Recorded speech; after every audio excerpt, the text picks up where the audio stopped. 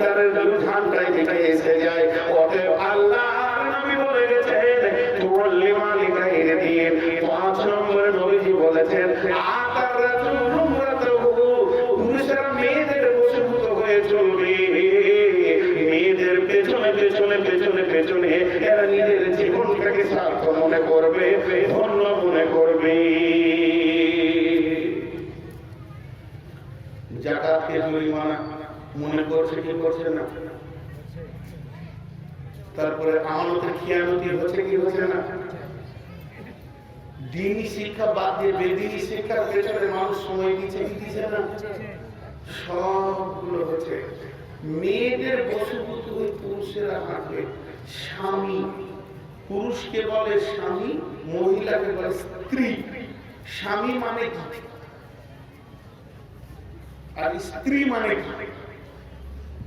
লোকের ধারণা স্ত্রী মানে বউ, স্বামী মানে ওর বর। জি, স্বামীর অর্থ আছে, স্ত্রীর অর্থ আছে, বিবাহ এর অর্থ আছে। বিবাহতে স্বামী স্ত্রী হয়। বিবাহর অর্থটা আগে শুনে তাহলে বুঝতে পারবে। বিশেষ যুক্ত বাহন, এই জন্য বিবাহ বলা হয়। স্বামী হলো বাহন, তাকে বহন করতে হবে। আপনার মাথায় একটা আমের বোঝা চেপেছে, নেমে গেল। গমের বোঝা চাপছে, নেমে যাচ্ছে। চাউলের বস্তা চাপছে, নেমে যাচ্ছে। মানুষ মাথাতে যে বোঝাটা নেয়, একবার নেয় আর একবার নেমে যায়। কথা বলেন, একবার নেয় আর একবার নেমে যায়। কিন্তু বিয়ে করবে, ও যে মাথায় বোঝা চাপলো, নামবে না। তুই মর নাই উই মর, তার আগে নামবে না। এক আজীব বোঝা, এই জন্য বিবাহ বলা হয়। ওরা ঘাড়ে বোঝা চাপানো হলো বিশেষ বাহন। স্বামী মানে হচ্ছে অভিভাবক। স্বামী মানে অভিভাবক। আল্লাহকে অনন্ত অসীম প্রেমময় তুমি বিচার দিনের স্বামী। হে প্রভু, তুমি বিচার দিনের স্বামী। স্বামী মানে অভিভাবক, স্বামী মানে বর নয়। জি, বেটা মায়ের স্বামী হতে পারে, বাপ মারা গেছে, বেটা এখন অভিভাবক। অভিভাবকের জায়গায় বেটার নাম লিখতে হবে। স্বামী মানে অভিভাবক। স্ত্রী মানে আশ্রিতা, যার কোনো আশ্রয় ছিল না, মাথায় ছাদ ছিল না, বৃষ্টিতে ভিজে যেত, কেউ ওর গায়ে ইট মারলে পেয়ে যেত। এখন একটা নারীকে তার কলঙ্ক থেকে বাঁচতে গেলে আশ্রয় নিতে হবে একটা পুরুষের নিচে। এ হলো আশ্রিতা, এ হলো অতি নাজুক একটা জায়গা খুঁজেছে, আশ্রয় পেয়েছে। কিন্তু যে নাজুক সে স্বামীর নিচে থেকে আশ্রয় গ্রহণ করবে, আশ্রিতা দুর্বল হবে, অভিভাবক মজবুত হবে। কিন্তু আমার নবী বলছে এমন একটা জামানা আসবে রে, আতার রাজুল উমরাতাহু, পুরুষেরা আশ্রিতা হবে আর নারীরা অভিভাবক হবে। মেয়েদের বশীভূত হয়ে পুরুষেরা দুনিয়া করবে। বলেন চলছে কি চলছে না? প্রত্যেকটা বলেন চলছে কি চলছে না? মুখ খুলছে না কেন? কথাটা সমর্থন করেন। চলছে কি চলছে না? আকা উম্মাহু আদনা সাদিকাহু আসাবাহু, একসঙ্গে তিনটে বলে নিব। আল্লাহর নবী বলেছেন মাকে ঝিরকে ঝিরকে কথা বলবে, মহব্বতের কথা। মায়ের ছেলের কাছ থেকে শোনার অভাব পড়ে যাবে, মাকে ঝিরকে কথা বলবে। আর আপনার কি না বন্ধুকে আপন মহব্বতের নিকট আত্মীয় বানাবে, আর বাপকে ঝিরকে ঝিরকে রাখালের মতো কথা বলবে। মাকে ধুমকে কথা বলবে, বাপকে ঝিরকে কথা বলবে, বন্ধু বান্ধবকে নিকট আত্মীয় বানাবে। আর মেয়েদের বশীভূত হয়ে দুনিয়া করবে। একটা উদাহরণ দিব, উঠিয়ে না আমাদের আয়েশার হাদিসটা শুনে যাবে, বেশি সময় দিব না। আপনারা একদিন করে উঠছেন, আমাকেও খারাপ লাগছে। যেটি আছেন আলহামদুলিল্লাহ অনেক আছেন, তার উঠিয়ে না একদম টাইমে শেষ করবো ইনশাআল্লাহ। যেটুকু টাকা আছে সব ফেলে দিয়ে তারপরে যাবে ইনশাআল্লাহ।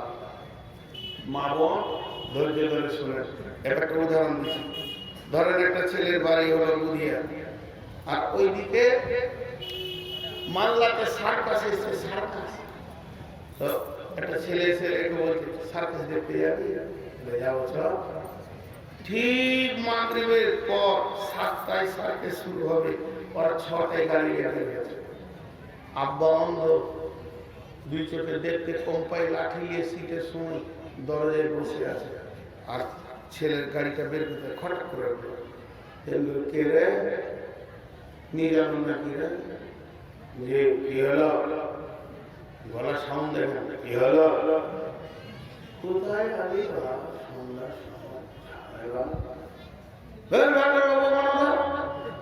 যখনই কোথায় যাবো খালি ওর খালি পেছনে দিয়ে গাড়িটা স্টার্ট করে বন্ধুকে চাপিয়ে সাথে দেখলে বন্ধুকে কি খাবি, কলবিজ খাবি, ল্যাংচা খাবি, চমচু খাবি, মাংস খাবি, রসগোল্লা খাবি, বাদাম মুড়ি চলে গেল, ঝালমুড়ি, মশলা মুড়ি, গোটা সার্কেসটা দেখলো। রাত 10টায় শেষ হয়েছে।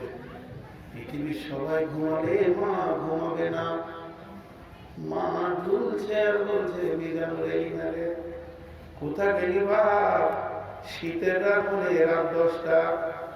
এবারে দরজাতে গুর গুর গুর গুর গুর গুর করে গাড়িটা ঢুকছে। মা বুড়ি তাড়াতাড়ি দাঁড়াতে না পেরে দেয়ালটা ধরে কষ্ট করে উঠে বলছে মিজানুর রেডি নাকি বাবা। যেই বলেছে মিজানুর রেডি নাকি বাবা, তখন মুখটাকে ঘোড়ার পাছার মতো করে দিয়ে বলে তুই চলে যে গেছিস, তোর কি ঘুম হয় না, তোর খালি তোর দায় কোথাও যেতে পারবো না। যাওয়ার সময় বাপকে দিলে বড় ইঞ্জেকশন, আসার সময় মাকে দিলে টেট্রোমাইসিন, আর মধ্যখানে বন্ধুকে দিলে ল্যাংচা চমচম। এবার বিবিকে দেখতে পেছে না, সে দুতলার উপরে শুয়ে আছে, টিভি চালিয়ে দিয়েছে, ভূতের ঘরে ভূত নাচছে, উপর হয়ে পড়ে ঘুমাচ্ছে। অনেক রাত্রিকে নিয়ে বিবির গায়ে সুসুর দিচ্ছে, তখন 11টা বাজে। বিবি উঠে বিবির পাটি খেপি, তুমি রাগ করিয়া না, তুমি রাগ করলে আমি কোথায় যাব। আমি বউ পাগলা বিবি বললাম, বউয়ের যখন সর্দি কাশি হয় আমি তখন ওষুধ খাই। বউ কাশি ওষুধ খেতে যদি ভালো হয়ে যায় কত এরকম করে আল্লাহ নবী বলছেন কিয়ামত চালু হবে রে। শুনে রে আমার উম্মত, যখন মানুষেরা বিবির বশীভূত হয়ে দুনিয়া করবে, মাকে ধুমকে কথা বলবে, আব্বাকে ঝিকে কথা বলবে, বন্ধু বান্ধবকে নিয়ে আনন্দ করবে।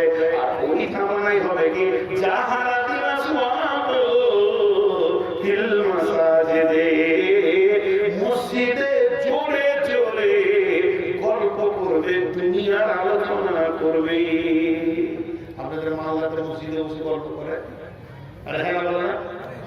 যদি বলা হয় চাচা মসজিদে কেন গল্প করছেন, চাচা তখন মুক্তির মতো ফতোয়া দিবে, দুনিয়াতে হালাল ইনকাম করাটাও তো ফরজ, আর এই ফরজ কথা এটাও তো ইবাদত, আর এই ইবাদতের কথা, ব্যবসা বাণিজ্যের কথা মসজিদে আলোচনা করছি, চলবে না চলবে না।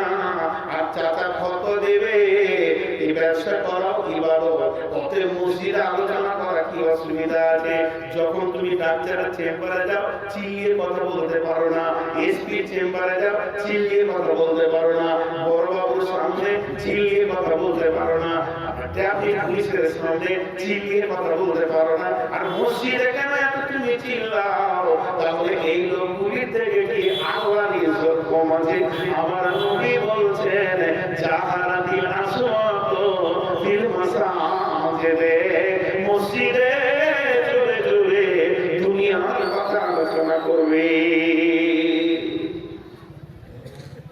চাষ করা যদি ইবাদত হয়, পেশাব পায়খানা করা কি? তারা বলে দোয়া করে পেশাব পায়খানা করা ইবাদত কি না? তাহলে লোকালে মসজিদ ঢুকতে হবে ইবাদত করতেছি।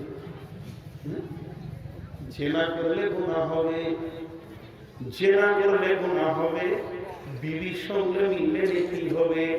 জেনা করলে যত বড় গুনাহ, বিবির সঙ্গে মিললে কত বড় নেকি। স্বামী স্ত্রী আপোষে মিলাটা হলো নেকির কাজ, এটা হলো ইবাদত। স্বামী স্ত্রী সারা রাত মহব্বতের সঙ্গে কাটিয়ে দিতে পারে, ওই রাতটা ইবাদতে পরিণত হয়। তাহলে কি বিবি আর বাড়ি নিয়ে মসজিদ চলে যেতে হবে? মসজিদের ইবাদত মসজিদে হবে, মাঠের ইবাদত মাঠে হবে। আল্লাহর নবী বলেন তোমরা দেখতে পাবে কিয়ামতের আগে মসজিদে জোরে জোরে দুনিয়ার কথা চলবে।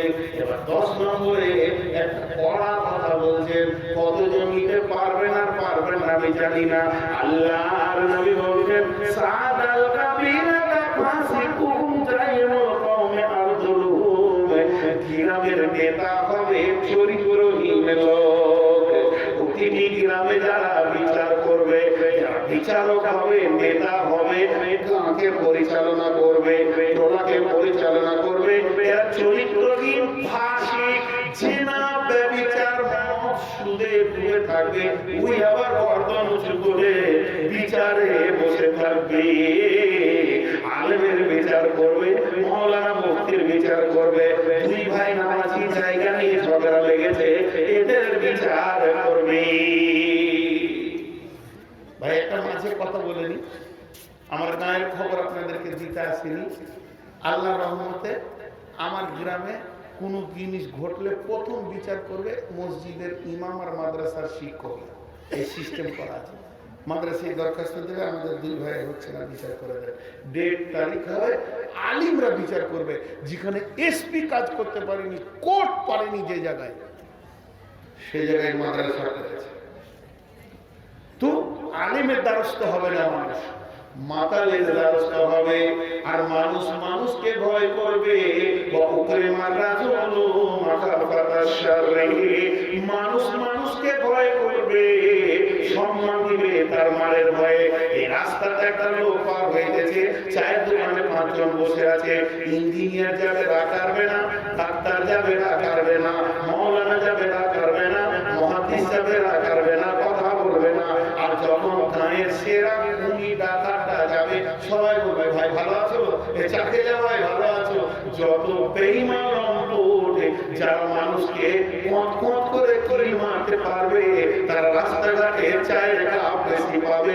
আল্লাহর নবী বলেছেন অপকরে মার রাজুল মাখাফাতা শারহি, তার কিলের পথে চায়ের কাপ বের হবে। আল্লাহ তাবারাক ওয়া তাআলা নবী তখন বলছেন ওয়াজাহারাতিল কায়নাতু ওয়াল মাজিবু, আমার উম্মতের ঘরগুলো সব সিনেমার ঘরে পরিণত হয়ে যাবে।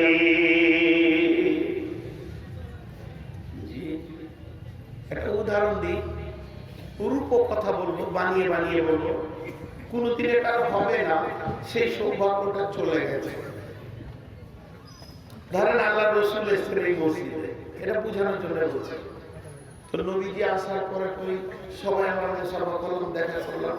তো নবীজিকে সবাই ডাকছেন, আমার বাড়ি আছেন, আমার বাড়ি আছে। তো আমি কারো বাড়ি যাবো না, আমি খলিলের বাড়ি যাবো, আব্দুল খলিলকে ডাকো, ওর সাথে দরকার আছে।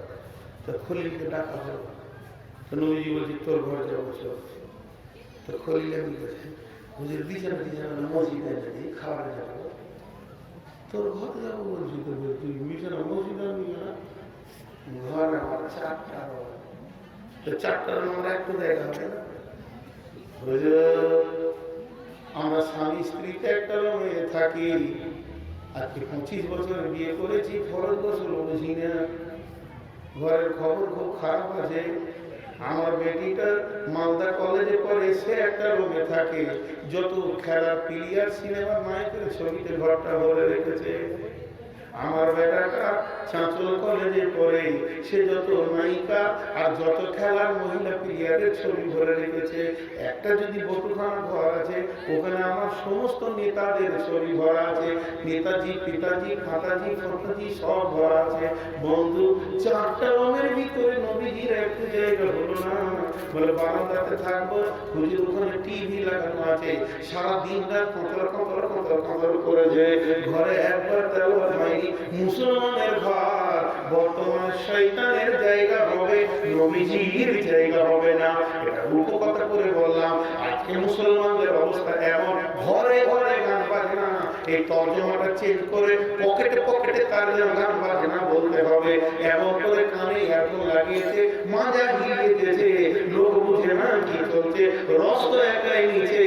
আল্লাহ আর নবী বলেছেন আমার উম্মত গানে মাতোয়ারা হবে। বুদিয়ার লোক, বাবু করে লোক, আনন্দি করে লোক। আপনারা একবার মুখ খুলে বলেন, আজ থেকে 30 বছর আগে, আজ থেকে 40 বছর আগে যদি এই গ্রামের গলিতে গলিতে ঘোরা হয়েছে, কোনো না কোনো ঘর থেকে তেলাওয়াতের শব্দ পাওয়া গেছে।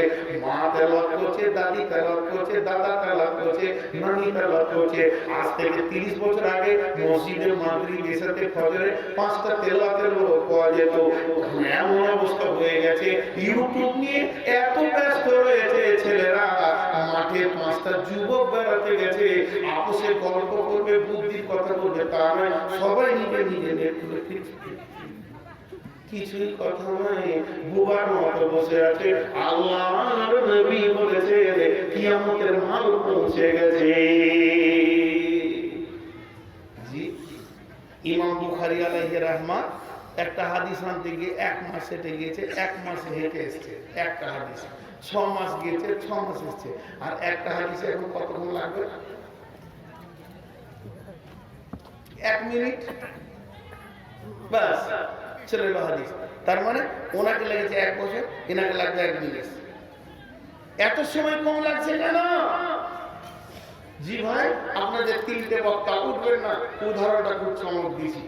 এখন বাজছে একটা, এখন বাজছে একটা বক্তার ট্রেন আছে রিজার্ভেশন 2টায়, আর একটা বক্তার আছে সকাল 6টায়, আর একটা বক্তার আছে বেলা 1:30টায়। আপনার কাছে 2টা যন্ত্র আছে, একটা বাইসাইকেল, একটা মোটর সাইকেল, আর একজনকে হেঁটে যেতে হবে। কাকে হাঁটাবে? যার বেলা 1:30টায় তাকে আপনি বলবেন ভাই ধীরে ধীরে হেঁটে চলে যান। যার সকাল 6টায় তাকে সাইকেলটা দিবেন, আর যার সময় কম তাকে বাইকটা দিয়ে বলবেন বাইকটা নিয়ে যান, গ্যারেজে দিয়ে দেবেন, ওটা আমার বন্ধুর গ্যারেজে, আপনি ট্রেন ধরে চলে যান। আর যার সময় কম তার যন্ত্র দ্রুত গতি হবে, আর যার সময় বেশি তার যন্ত্রের প্রয়োজন হবে না। আগেকার ইমাম বুখারীর জামানায় মানুষ হেঁটেছে গেছে, মুসার জামানায় হেঁটেছে, নবীজির জামানায় হেঁটেছে, মানুষ হাসতে হাসতে 150-200 বছর বেঁচে গেছে। আর এখন মানুষ গড় 20 বছর আয়ু হয়ে গেছে। ওর হাতে যদি মোবাইল না আসবে তো রস পাবে কি করে? বন্ধুরা আমার, আল্লাহর নবী যতগুলি কথা বলে গেছে সবগুলি কাজে লেগেছে। যে কোন বাড়িতে যান, কোলের বাচ্চাটাকে তুলে নিয়ে এমনি করে কোলে নেন, ইংলিশ বলবে, বাংলা বলবে, মিষ্টি মিষ্টি কথার উত্তর দেবে। আপনি আমি ভাববো ছেলেদের ব্রেন খুব বেশি, আসলে ব্রেন নয়, আসলে ওর আয়ু কম। অল্প বয়সে বাপ হবে, নানা হবে, দাদা হবে, দুনিয়া থেকে চলে যাবে। এটা বুদ্ধির খেল, এবার আয়ু কমেছে। জি, আগেকার যুগে 18-20 বছরের ছেলেকে যদি বিয়ের কথা বলতো তো লুকিয়ে যেত। আমার বড় ভাই বিয়ে করেছিল, বউ দেখেনি। আমার বাপ দেখে এসেছে, মা দেখে এসেছে, বললো তোর বিয়ে ঠিক হয়ে গেছে রে, তুই রেডি। সে যে কেমন হবে তুই দেখেনি। আমার জামানাতে বিয়ের কথাই বলতে পারছি না লজ্জে। আব্বা বলছে অমুক জায়গা থেকে একটা মেয়ের খবর আসছে, তোকে আমি হুকুম দিচ্ছি, বাপের হুকুম রাখতে হবে, তুই মুরগি আছিস, দেখে আসবি, দামকে নিয়ে যাবি, তোর পছন্দ না পছন্দ। আমি দেখে আসার পর আমি বললাম যে আমি দেখেছি, নিজে নিজে বুঝে নিয়েছি, আপনি দেখে যেটা ফয়সালা করবে ওটা হবে।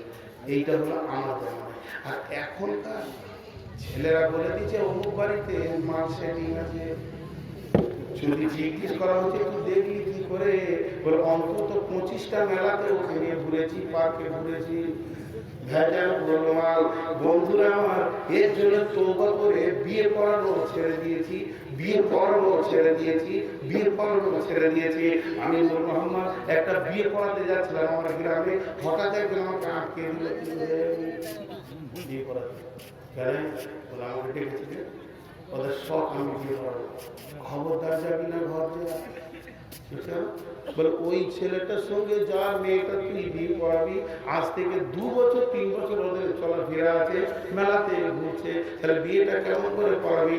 বিয়ে পড়ানোর আগে যদি অবৈধ মিলন ঘটে থাকে, 1000 বার পড়ালে তাহলে পড়ানো হবে না, কারণ তাদের বন্ধুত্বই করতে হবে, তাদেরকে বিচ্ছিন্ন করতে হবে, কোরআনের আইনকে প্রয়োগ করে তারপরে বিয়ে পড়াতে হবে। তো এই বর্তমানে যতজন বিয়ে পড়াচ্ছেন অতি সাবধান, কারণ ওই মেয়েটার সঙ্গে ওর ঘটনা ঘটেনি, এটা খুব কম আছে। আল্লাহর নবী বলছেন এমন একটা জামানা আসবে রে, এই মোবাইলের গান বাজনার কারণে অবাধ মিলামিশা শুরু হয়ে যাবে।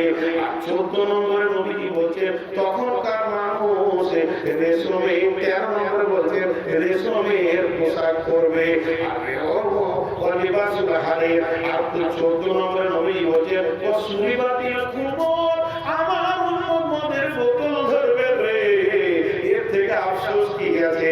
আমার কাছে জিবরাইল দুটি গিলাস এনেছিলেন, একটা মদের একটা দুধের, দুধেরটা তুলে দিয়েছিলাম। জিবরাইল বলল আপনার উম্মত পাগলাপন থেকে বেঁচে গেল, আপনি যদি মদের বোতল তুলে দিবেন আপনার উম্মতের কিয়ামত পর্যন্ত পৌঁছতো না।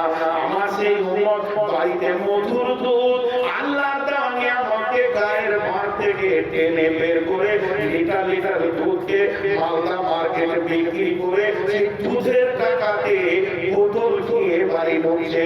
আল্লাহর নবী বলেন লা তাসরিবান খামরা ফাইন্নাহু রাসুল কুল্লি ফাইসাতিন, মাযরে আমার উম্মতকে বলে দিও তারা যেন মদ পান না করে, মদ হলো সমস্ত ফাইসার কাজের মারা। আল্লাহ নবী আরো বলেছেন ফাইন্নাহু মিত্তাবুর নার, যে ব্যক্তি মদ খেয়ে নিল সে জাহান্নামের তালা খুলে দিল, তার জন্য দরজা খোলা গেল। আল্লাহর নবী আফসোস করে বলছেন আমার উম্মত মদের বোতল ধরবে। 15 নম্বরটা বলছে একটা কথা জিজ্ঞেস করি, আপনারা উত্তর দেন না কেন? আবার লোক বলে যে আপনার বাংলাদেশে জালসাগুলো ভালো হয়, ইন্ডিয়াতে হয় না। 3টে কারণ। বাংলাদেশে রাত 10টায় জালসা শেষ, খালি মনে হচ্ছে ওখানেই থাকি। 2 নম্বর, শ্রোতা এত অ্যাক্টিভিট, আপনি সুবহানাল্লাহ বলার সঙ্গে সঙ্গে ওরা সুবহানাল্লাহ বলছিল, বলতে হয় না। আর এখানকার অবস্থা কি, লাঠি দিয়ে ফ্যান ঘোরাইছে, তো ওর জানে শান্তি কথা, লাঠি নিয়ে ফ্যান ঘোরাইছে ঠান্ডা, আর যে লাঠি ছেড়ে দিচ্ছে ফের গরম, লাঠি ঘোরাই দিতেই গরম। তো আপনাদের সাথে বকা মানে লাঠি নিয়ে ফ্যান ঘোরানো, আর বাংলাদেশে বকা মানে সুইচ দিয়ে ফ্যান ঘোরানো। এই পার্থক্য। একটা বক্তাকে, একটা প্লেয়ারকে খেলাতে গেলে হাততালি দিতে হয় প্লেয়ারকে, প্লেয়ার উদ্যোগ। কিন্তু এতগুলি লোক বসে আছে, বলেন বলেন। আচ্ছা বিয়ে পড়ানোর সময় এরকম বলতে হয়? লাফিয়ে হুড়মুড়িয়ে ইমামের গায়ে চেপে যায়, ও নগদ বউ পাবে। হ্যাঁ বলতে যে যদি ভেবে নেয় যে অন্য কেউ বলে দিবে নাকি, তা আমি জি কবুল করেছি, তো করবি তো, সেটা আমি জানি, তো বুঝে নিয়েছে যে একটা সুন্দর জিনিস পেয়ে হয়ে পারে।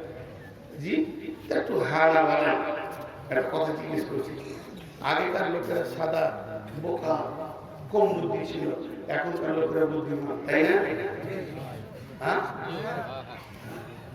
আচ্ছা, তাই যদি হলো কাগজ কলম নিয়ে বসেন তো আল্লাহ রসুল থেকে আদম পর্যন্ত আগে নবী বলে আগে ছিল, তো ওই কটা সব বোকা বলবো।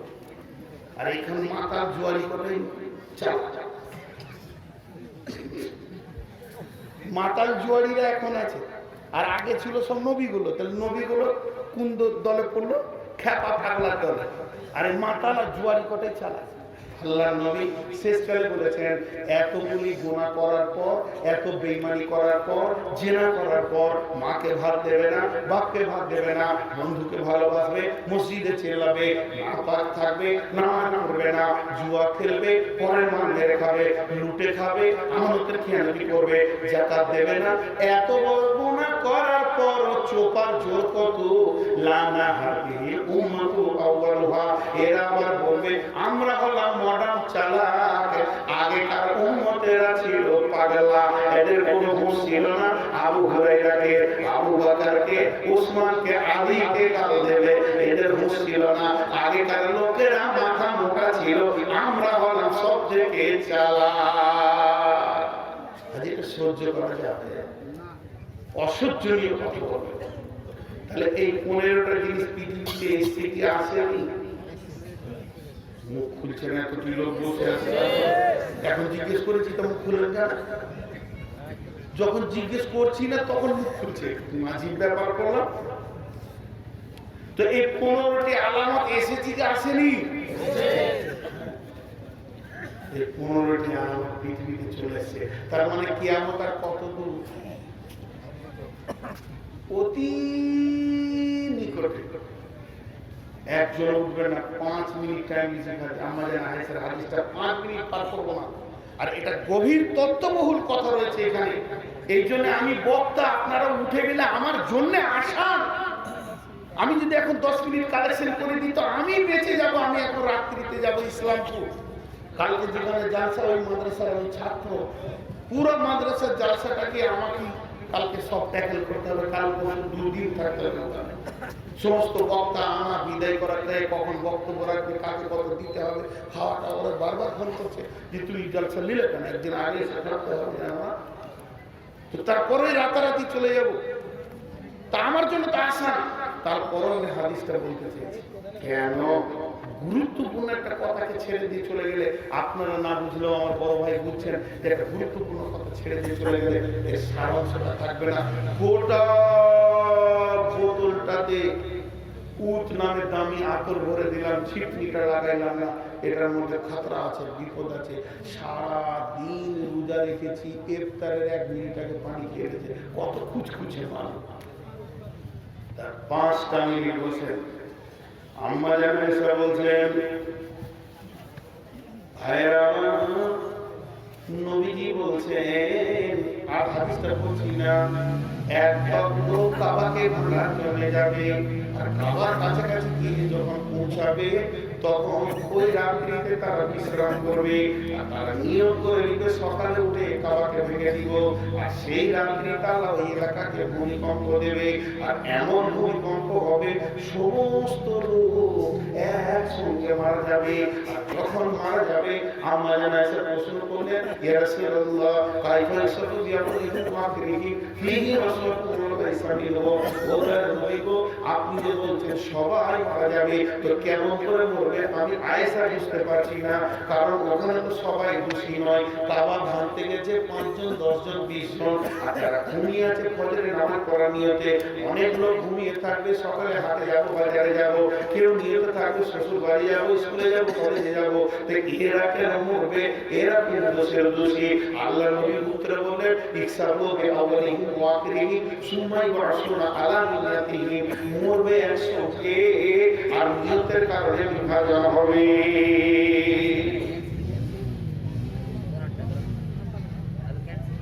মালদা থেকে একটা ট্রেন ছাড়ে ইন্টারসিটি, অনেক কটা ইন্টারসিটি ছাড়ে, একটা করে বর্ধমান হয়ে যায়।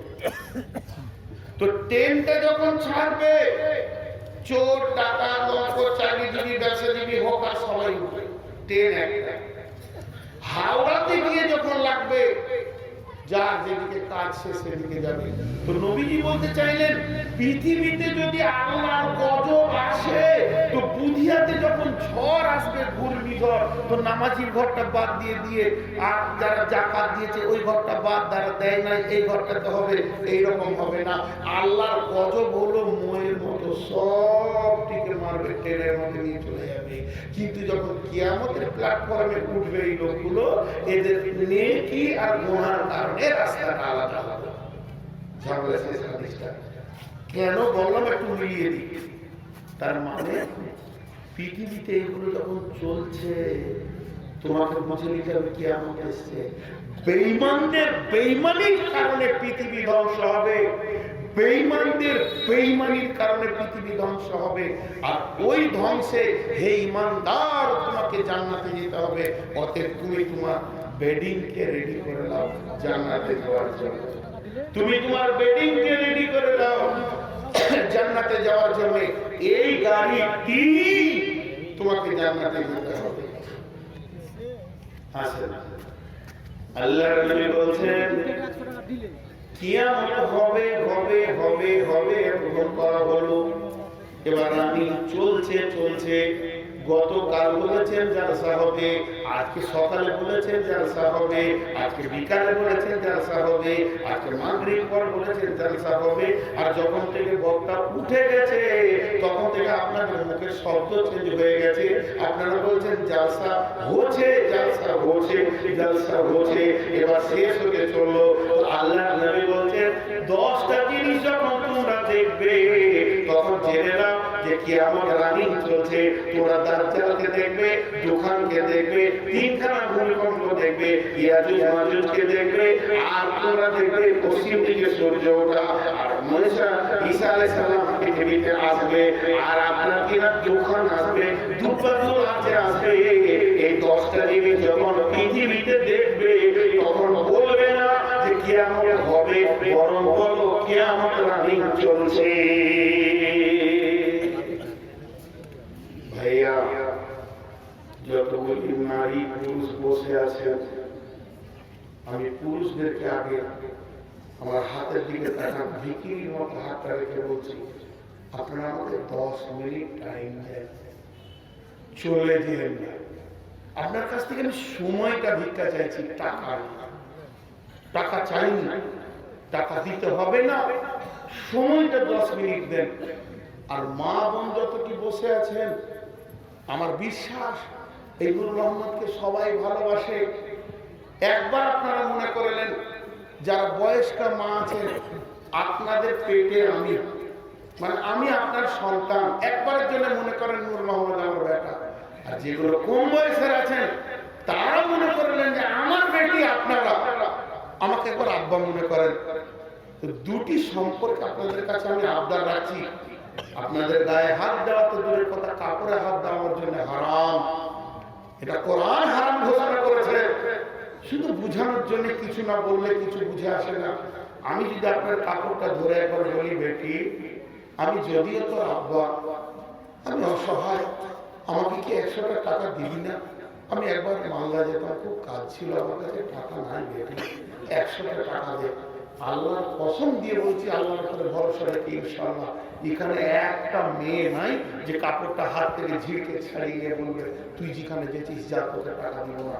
ওর কাছে 100 টাকা না থাকলো ও আরেকজনকে বলবে খাদিজাকে 100 টাকা ধার দে তো বেটাকে দিই। বেটা কাপড়টা ধরেছে ধরে আমার বেটি বেটি করছে, তো আব্বাকে দিই, ধার করেও দিবে। এটা আমার বিশ্বাস যে বেটি বসে আছে।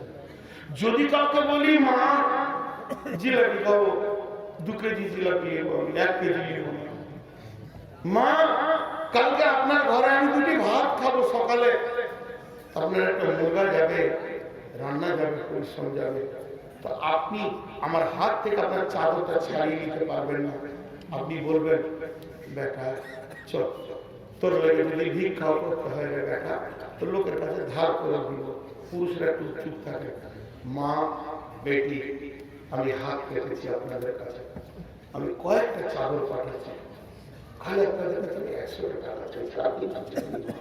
খালা বেটি যতজন আছেন প্রাণ খুলে হৃদয়ের টাকাটা একবার দেন। বিল্ডিংটা করতে হবে আমাকে, সেই আমাকে রাজমিস্ত্রি করে চলেছে, আমাকে বলেছে আপনি করুন, আমি রাজমিস্ত্রি।